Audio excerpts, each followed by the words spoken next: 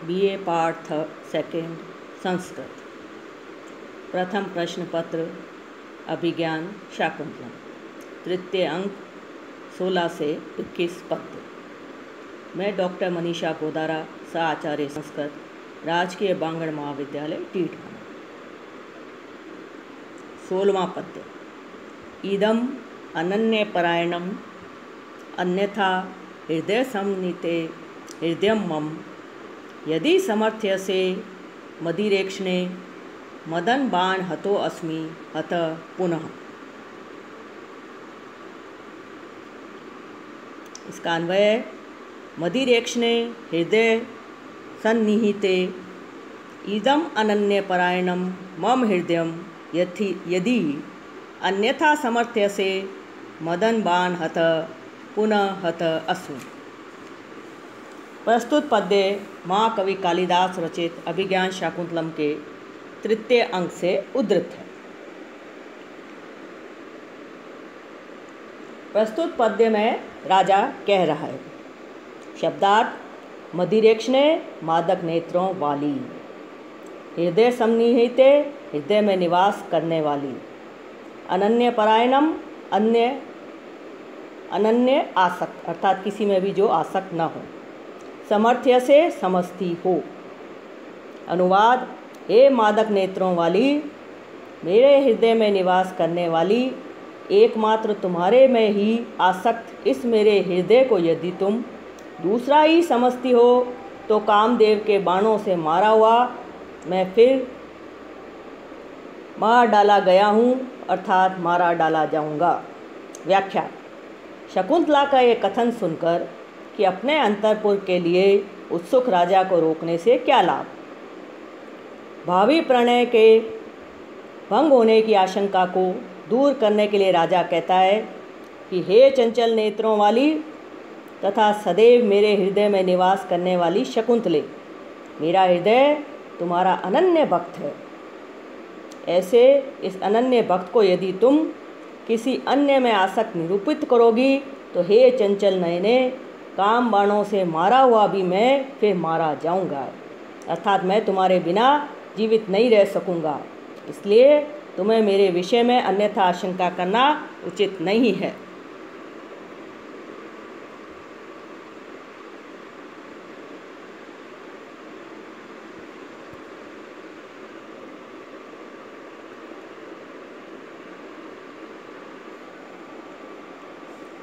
विशेष अनन्य परायणम न अन्यथ परायणम यस्य तत् त्वयि अनुरक्तम केवलम त्वत्निष्ठम इति अर्थ। जो हृदय दूसरी किसी स्त्री में अनुरक्त नहीं है अर्थात केवल तुम्हारे में लगा हुआ है। हृदय समनीते ये शकुंतला हेतु प्रयुक्त सार्थक संबोधन है। कहने का आशय यह है कि तुम निरंतर मेरे हृदय में रहती हो, मैं सदैव तुम्हारा ही ध्यान करता रहता हूँ। प्रस्तुत पद्य में अनन्य परायणम के प्रति हृदय समनिहिते पद हेतु के रूप में रखा गया है, अतः पदार्थ हेतु काव्यलिंग अलंकार है। हृदय का अनन्य परायणम तथा शकुंतला के हृदय समनिहिते और मदिरेक्षणे इत्यादि द्वारा अनेक विशेषण साभिप्राय हैं, अतः यहाँ परिकर अलंकार है। प्रस्तुत पद्य में द्रुत विलंबित छंद है, जिसका लक्षण है द्रुत विलंबितम आ नभौ भरौ। व्याकरणात्मक टिप्पणी। अन्योन्य अनुराग अन्यस्मिन्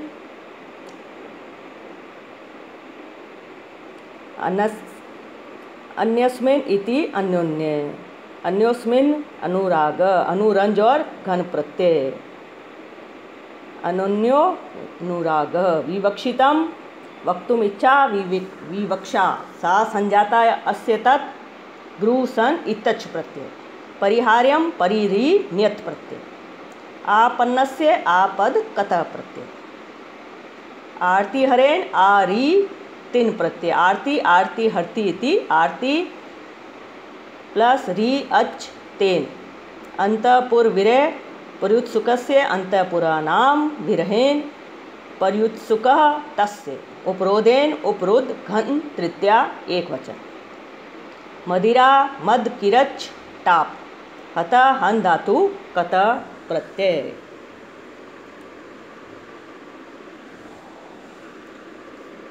17वां पद्य। परिग्रह बहुत्वे अपि द्वे प्रतिष्ठे कुलस्य मे। समुद्र रसना चोर्वी सखी च युवयोरियम्।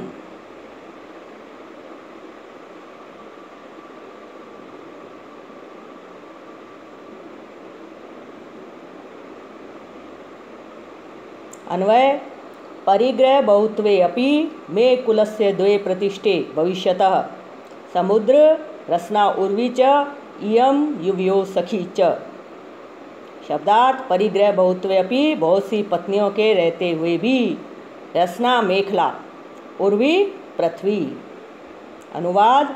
अनेक स्त्रियों के होने पर भी मेरे वंश की प्रतिष्ठा दो हैं। एक तो समुद्र रूपी मेखला वाली पृथ्वी और दूसरी आप दोनों की ये सखी शकुंतला। व्याख्या।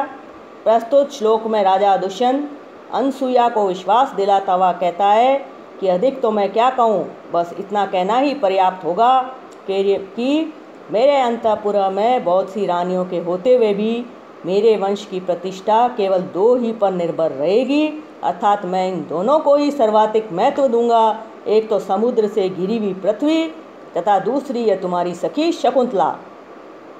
तात्पर्य यह है कि बहुत सी रानियों के होते हुए भी ये तुम्हारी सखी शकुंतला ही सर्वाधिक आदर का पात्र होगी। विशेष। प्रतिष्ठे द्वे, दो प्रतिष्ठा के कारण हैं। द्वे में कार्य कारण भाव संबंध होने के कारण शुद्धा सारोपा लक्षणा है। इसका लक्षण है सारोपा अन्यातु यत्रोक्तौ विषयी विषय विषयस तथा।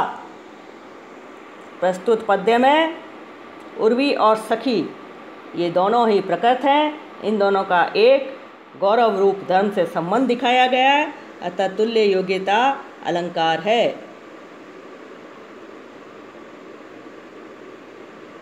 कतिपय विद्वान यहाँ उर्वी को अप्रस्तुत मान का दीपक अलंकार मानते हैं।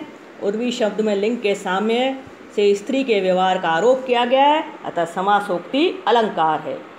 द्वे प्रतिष्ठे कुलस्य में, दोनों ही प्रतिष्ठा का कारण है। इस प्रकार प्रतिष्ठा पद का व्यवसाय होने के कारण भेद में अभेद लक्षणा अतिशोक्ति है। समुद्र रसना में पृथ्वी और सखी दो अर्थों की प्रतीति हो रही है, अतः श्लेष अलंकार है। इस पद्य में पथ्या वक्त्र नामक छंद है। व्याकरणात्मक टिप्पणी। परिग्रह बहुत्वे। परि परित साकल्येन गृह्यते इति परिग्रह। पत्नी परिग्रह कर्मणि अप परिग्रहाणाम बहुत्वे इति परिग्रह बहुत्वे। षष्ठी तत्पुरुष समास। समुद्र रसना, समुद्र एव रसना यस्या सा तादृशी।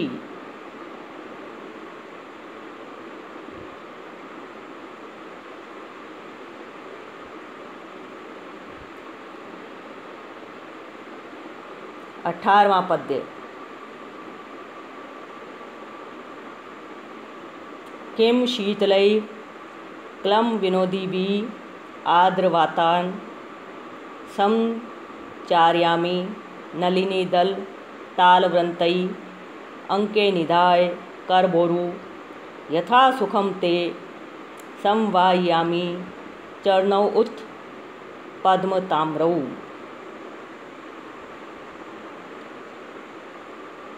अन्वय। किम शीतलै क्लं विनोदिभिः नलिनीदल तालवृन्तैः आर्द्रवातान् संचारयामि उत्करभोरु ते पद्मताम्रौ चरणौ अंके निधाय यथा सुखम संवाहयामि। प्रसंग। प्रस्तुत पद्य महाकवि कालिदास रचित अभिज्ञान शाकुंतलम के तृतीय अंग से उद्धृत है। प्रस्तुत पद्य में राजा शकुंतला को आश्वस्त करते हुए कहता है। शब्दार्थ। क्लम विनोदी भी थकावट को दूर करने वाले। नलिनी दल ताल वृंतई, नलिनी कमलिनी, कमलिनी पत्र के पंखों से। आर्द्रवातान, शीतल ठंडी हवाएं। संचारयामी, डुलाऊं करूं। उत अथवा करबुरु, हाथी के बच्चे की सूंड की तरह जांघों वाली। यथा सुखम, जिस प्रकार से सुख मिले उस तरह से। समवायामी, मैं तुम्हारे पैरों को दबाऊं।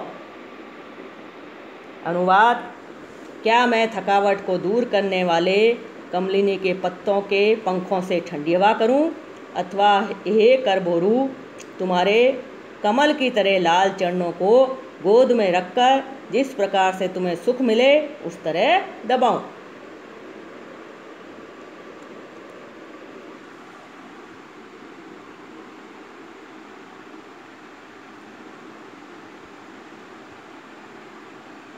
व्याख्या: राजा के पास अकेली छोड़कर दोनों सखियां जब चली जाती हैं तो शकुंतला अपने को असहाय महसूस करती है।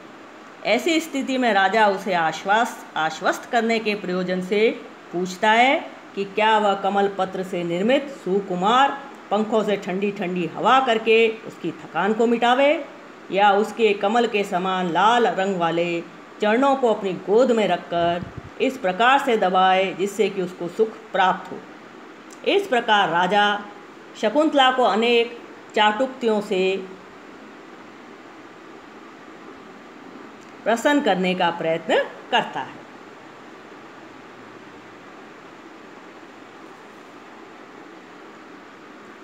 विशेष नलिनी दल ताल वृंतई, या नलिनी पद से सुगंधित होने की सूचना दी गई है।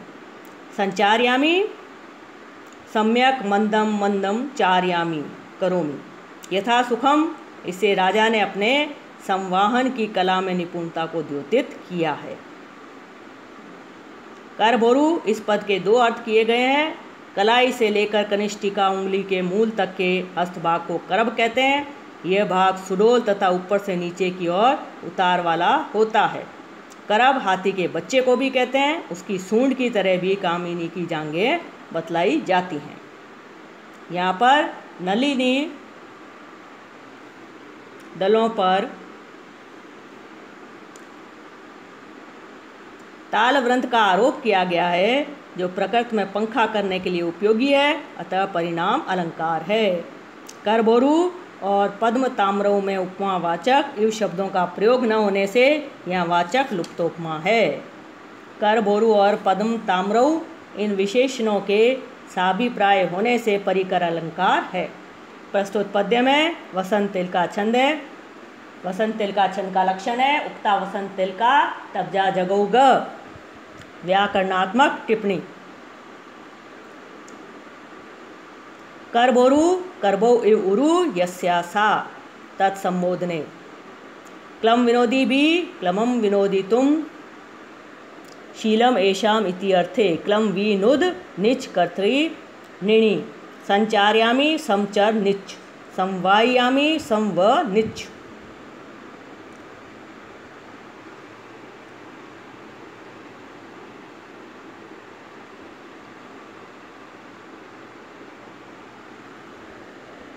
उन्नीसवां पद्य।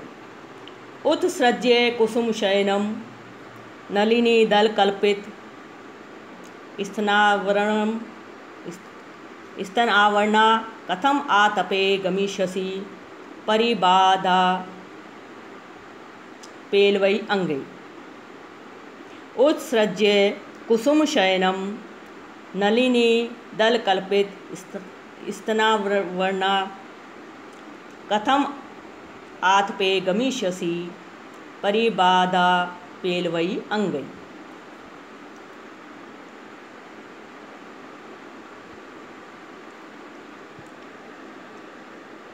अन्वय: नलिनी दल कल्पित स्तन आवरणा त्वं कुसुम शयनम उत्सृज्य परिबाधा पेलवई अंगै कथम आतपे गमिष्यसि। शब्दार्थ: नलिनी दल कल्पित स्तन आवरणम, कमलिनी के पत्तों से किया है स्तनों के आवरण को, जिसमें ऐसे कुसुम शयनम पुष्पों की शैया को, उत्सृज्य त्याग कर, परिबाधा पेलवई काम पीड़ा से कोमल। आत पे गर्मी में धूप में।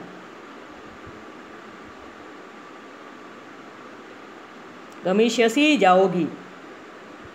अनुवाद। कमलिनी के पत्तों से किया है स्नो के आवरण को, जिसमें ऐसी पुष्पों की शैया को छोड़कर काम पीड़ा से कोमल अंगों से धूप में कैसे जाओगी। व्याख्या। शकुंतला वेतस कुंज से उठकर जाना चाहती है। दुष्यंत यह कहकर उसे रोकना चाहता है कि अपने संताप को कम करने के लिए पहले ही तुमने अपने स्तनों को कमलदनों से ढक रखा है तथा पुष्पशैया पर लेटी हुई हो। बाहर गर्मी है, शरीर कोमल है तथा काम पीड़ा से पीड़ित है, अतः धूप को सहन करने में असमर्थ है। विशेष कथम आतपे गमिष्यसि, धूप में कैसे जाओगी। यहाँ राजा के कहने का आशय यह है कि स्वस्थ व्यक्ति भी वस्त्रों के आवरण को छोड़कर धूप में नहीं जा सकता। फिर तुम तो स्वभाव से कोमल अंगों वाली हो।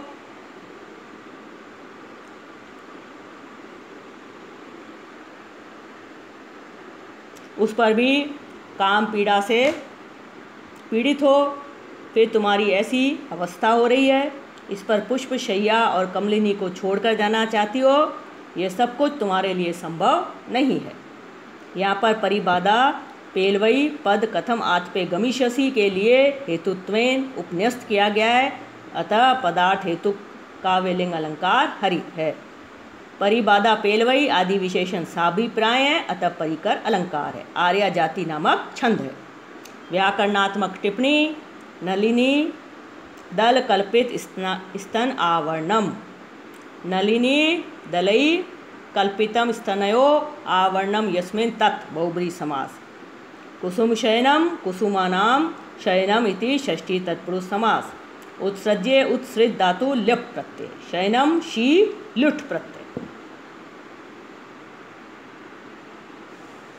ईसा पद्य। अपि च और भी राजा कह रहा है आगे।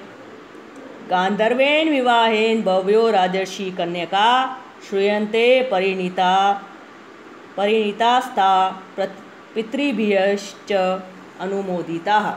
गांधर्वेन विवाहेन भव्यो राजर्षि कन्यका श्रूयन्ते परिणीतास्ता पितृभ्यश्च अनुमोदिताः।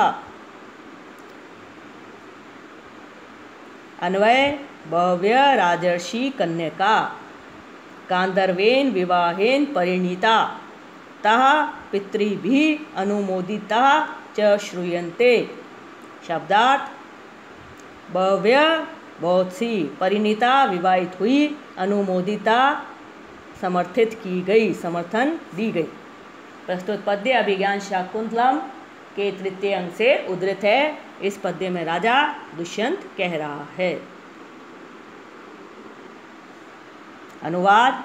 बहुत सी राजर्षियों की कन्याएं गांधर्व विवाह की विधि से विवाहित हुई और बाद में वे पिता आदि के द्वारा समर्थित भी की गई, ऐसा सुना जाता है। व्याख्या। दुष्यंत शकुंतला को समझाता है कि उसे अपने विवाह के विषय में महर्षि कणव का भय करने की आवश्यकता नहीं है, क्योंकि ऐसे अनेक उदाहरण इतिहास में प्राप्त होते हैं जिनमें बहुत सी राजर्षि कन्याओं ने गांधर्व विवाह किया तथा बाद में उनके पिताओं ने उनका अनुमोदन कर दिया। राजा के कहने का तात्पर्य यह है कि यदि वह भी प्रेम विवाह करती है तो पिता कणव उसका भी समर्थन कर देंगे। विवाह के 8 भेद बताए गए हैं। ब्राह्मो देव तथैव आर्ष प्राजापत्यः तथा आसुरः गांधर्वो राक्षसश्च एव पैशाचा अष्टमो अधम। इनमें गांधर्व विवाह भी एक प्रकार का विवाह है। काम के वशीभूत युवक और युवतियाँ परस्पर इच्छा से जब आपस में राजी हो जाते हैं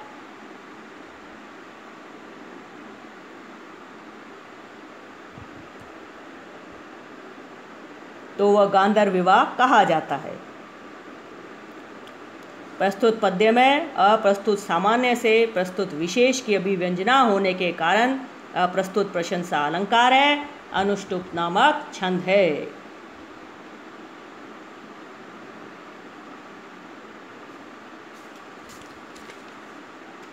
अब है 21वां पद्य।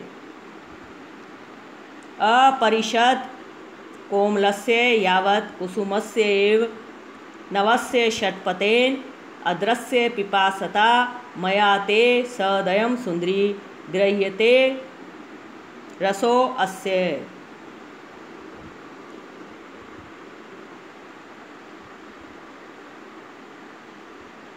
अन्वय, हे सुंदरी, यावत् षट्पतेन अपरिषद कोमलस्य नवस्य कुसुमस्य एव पिपासिता मया ते अस्य अद्रस्य रस सदयं गृह्यते। शब्दार्थ, षट्पतेन भंवरे के द्वारा अपरिषद कोमलस्य अनास्वादित तथा सुकुमार, पिपासिता प्यासे, गृह्यते पिया जाता है। अनुवाद, हे सुंदरी, जब तक भ्रमर के द्वारा अनास्वादित और सुकुमार नवीन पुष्प के समान प्यासे मेरे द्वारा तेरे इस अक्षत कोमल अदर का रस दया भाव से पिया जा रहा है।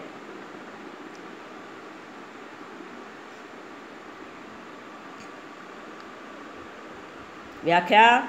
शकुंतला जब राजा से आग्रह करती है कि वह उसे छोड़ दे, तब दुष्यंत कहता है छोड़ दूंगा। शकुंतला पूछती है कब छोड़ दोगे?